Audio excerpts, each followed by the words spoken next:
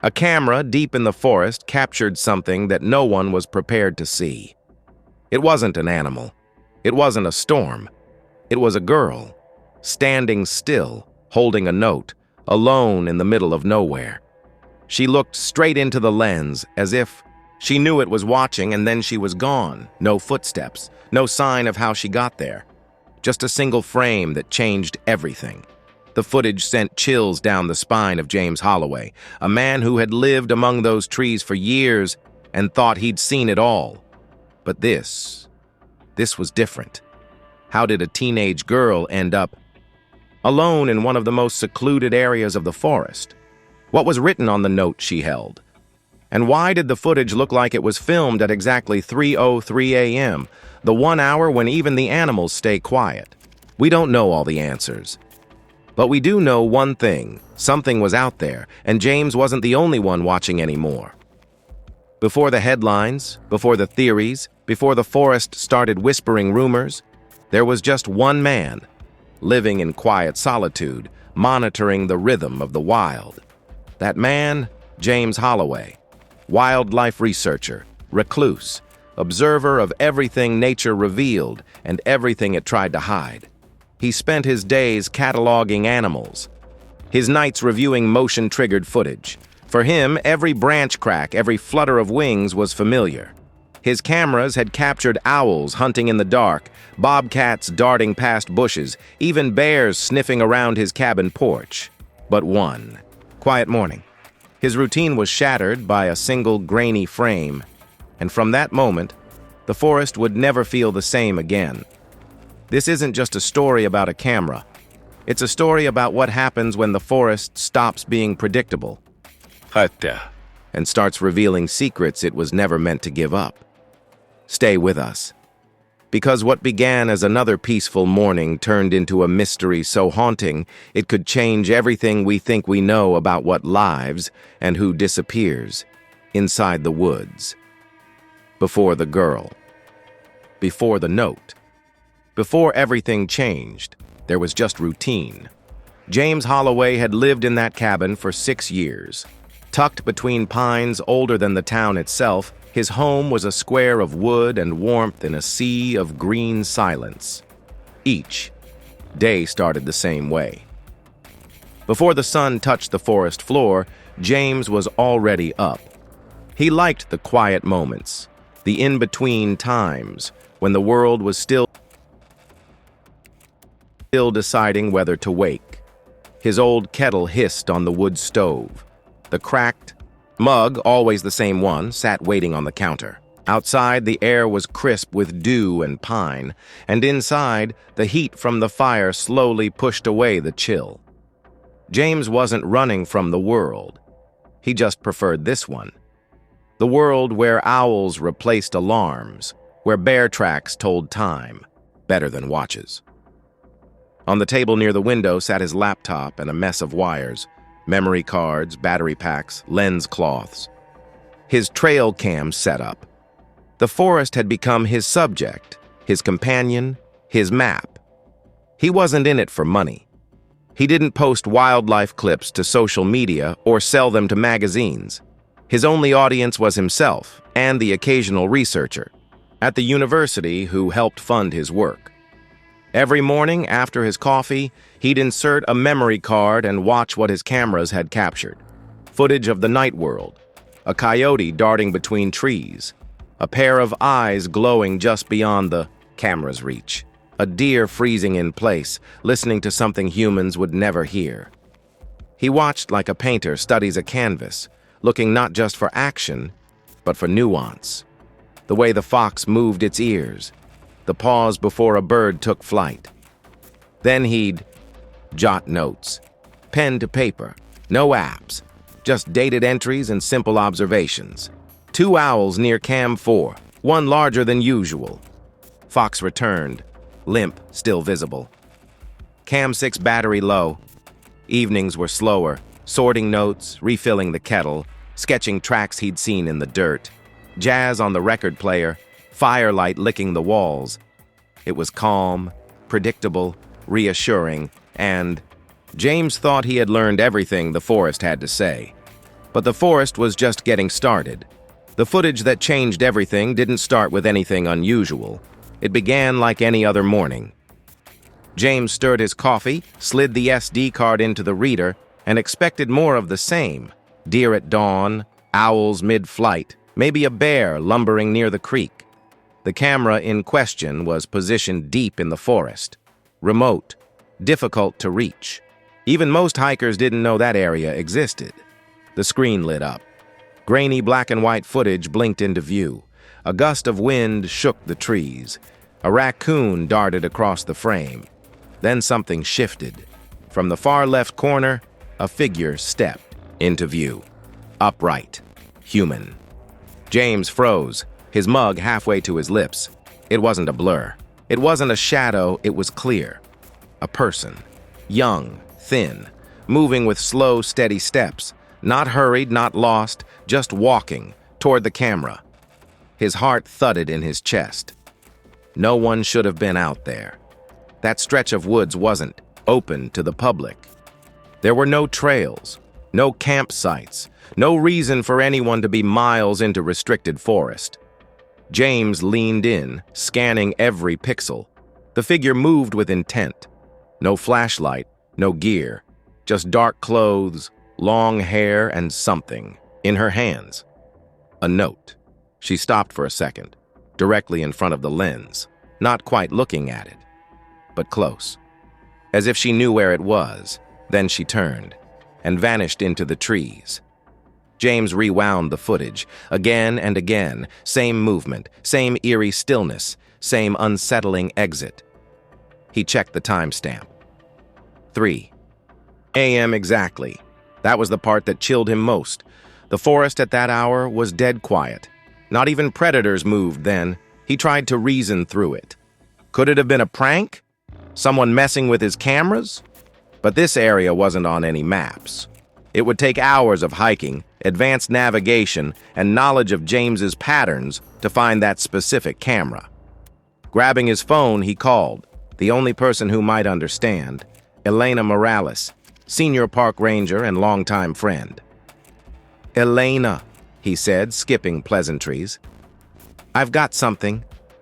You need to see this." 2 hours later, her boots thudded on his cabin porch. James replayed the footage as she stood beside him, arms crossed. She didn't blink. "This isn't a hiker," she said softly. "No one goes there. Not at night.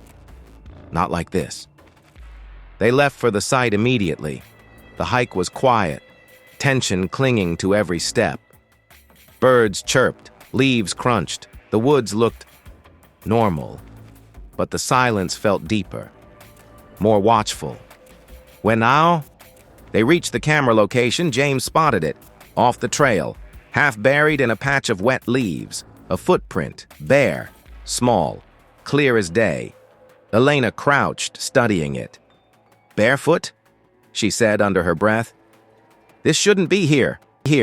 There were no other tracks, no trails leading in or out, just the single print, pressed perfectly into the soil. James didn't answer, because he already knew this wasn't just odd, it was wrong, and whatever had left that footprint hadn't come to be found. They marked the location and returned to the cabin in silence. James couldn't shake the image, the girl's calm posture, the precise steps, the note in her hands. Later that evening, as twilight soaked the trees in silver and indigo, James sat at his laptop again. He scanned footage from neighboring cameras, looking for anything he might have missed. At first, nothing. Then, near the edge of a frame, just 3 minutes before the original clip, there it was again. A flicker. The same figure moving through the trees, barely visible but unmistakable. She was alone, no gear, no backpack, no visible injuries, and always holding the same note. It was like she knew where every camera was. She appeared in only the smallest of glances, then vanished. James called Elena again. "We need to check the ground around Cam 8, he said. "Tomorrow morning." By dawn, they were there, boots crunching through frosted leaves. The forest was still, quiet, but the air felt heavier, as if it was holding something back.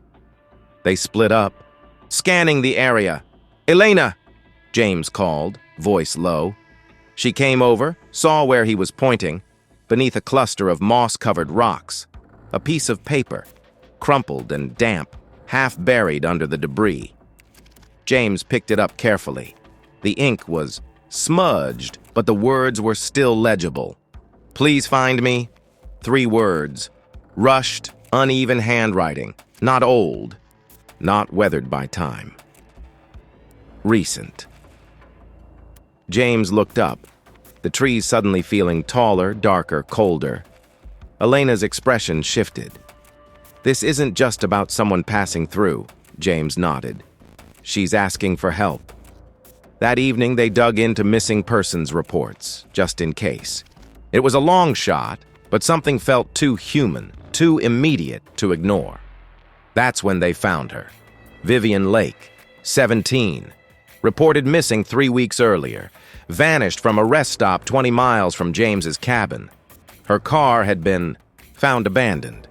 No struggle, no leads, but one detail hit too hard to ignore. Vivian had a habit of hiking alone, often off-trail, always near that forest. She had once told a school counselor she felt more alive in the woods than anywhere else. One friend reported that she had talked about finding something ancient in the hills near the ridge. The phonic words stuck with James. He printed the report and laid it next to the footage. They matched the frame, the posture, the outline. It was her. He reached out to the authorities, but the case had gone cold. No foul play, no pressure to keep digging, and when he mentioned the footage, they dismissed it. "Could be old," one officer said. "Could be someone else." James clenched his jaw. He knew what he saw. That's when he did something he'd never done before. He went public. James uploaded the trail cam images to a secure drive and emailed a trusted publication, Nature Unfolded. He explained everything: the footage, the note, the location. Asked them to publish it. Within hours, the story was live. Unidentified girl captured on trail cam in restricted forest. Could this be Vivian Lake? The reaction was instant. Forums lit up. Comments exploded with theories. Some said it was a ghost. Others claimed it was a hoax. But one detail stood out. A retired wilderness tracker commented, "She's not wandering. Look at her feet. Look at her spacing. That's not random movement. She knows this land." That single observation echoed in James's mind. The girl didn't stumble into the forest. She walked like someone who knew where she was going. People began reaching out. Psychics, amateur sleuths, even conspiracy theorists. But among all the noise, James focused on one thing: the note. The message wasn't dramatic. It wasn't cryptic. It was simple. "Please find me." It wasn't just a call for help. It was a lifeline. And it had reached the one person who was ready to answer it. James sat in the cabin that night, staring at the note on the table. He didn't know if it was meant for him, but he knew it was his. Now, the mystery had come to him, and he wasn't about to turn away. The article spread like wildfire. Within a day, the story of the mystery girl seen on a forest trail cam had leapt from niche forums to mainstream news. People everywhere wanted to know, was this really Vivian Lake? Theories poured in. Some claimed it was an elaborate stunt, part of a new viral marketing campaign. Others were convinced it was a spirit, a ghost caught between dimensions. But the sharpest minds focused on the footage itself. Body language experts, ex-military personnel, and forensic analysts dissected every frame. "She's alert," one said. "Focused, not panicked. That suggests she isn't lost.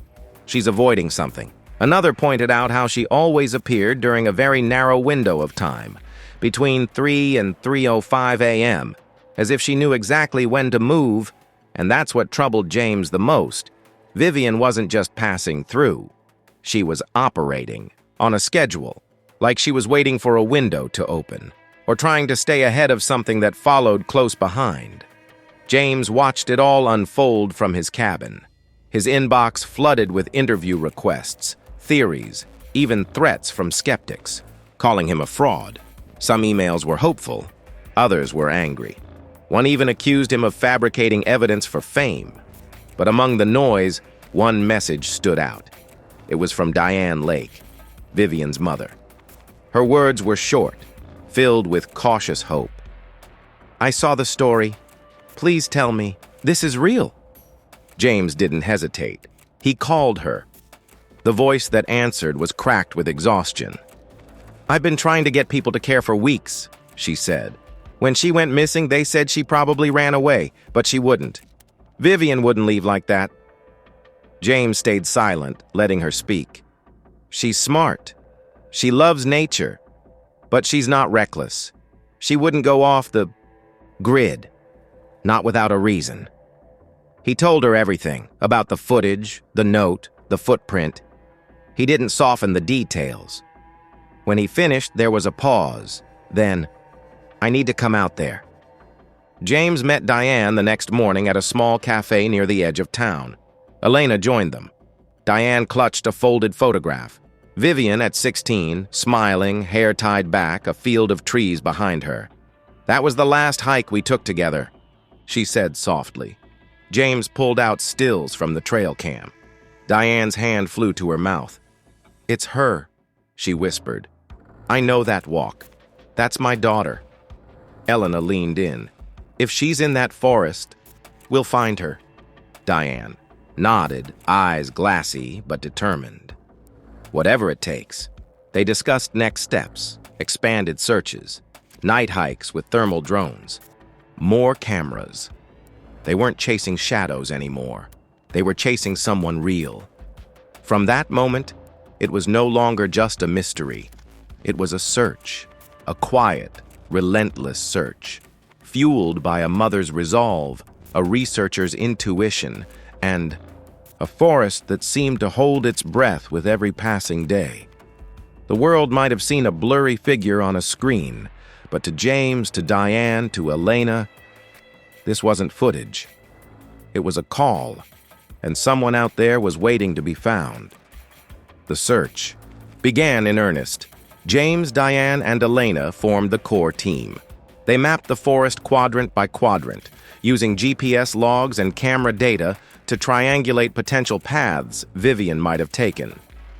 More cameras were installed. Audio recorders, too. James even left behind handwritten notes at key trail intersections, weighted down with stones. Each one said, "Vivian, we're looking for you. You're not alone." The forest didn't respond, not at first. Days passed. They camped at the edge of the restricted zone, took shifts monitoring feeds, read heat signatures from drones. Still, no movement, no sign, not even a flicker, but James refused to believe it was over. He knew the forest, and he knew when it was hiding something. Then, on the fifth night, the footage changed again. One of the new cameras, set low along a slope, captured motion. 3:02 a.m., the same figure, Vivian. Only this time, she wasn't alone. Behind her, half shrouded in trees, stood a second figure, taller, motionless, impossible to make out clearly. But it was watching her, and worse, it seemed to know where the camera was. James froze as he reviewed the clip.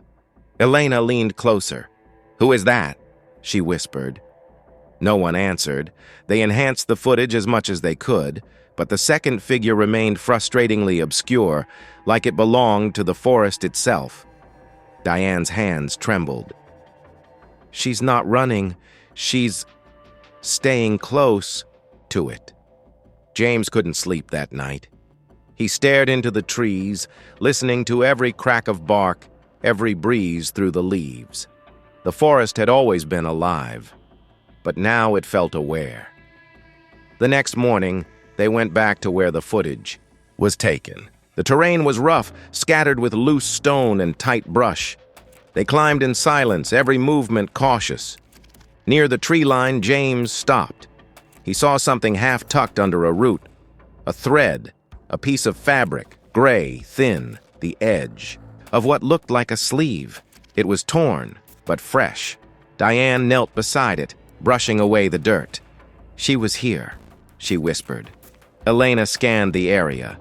"We need to move fast. She might still be nearby." James nodded, but part of him hesitated. That second figure haunted him. Was it someone helping her, watching her, or something worse? That afternoon, back at the cabin, a new message came in. Sarah. Larson, an environmental journalist from Wild Sightings News, had read the latest update and wanted to help.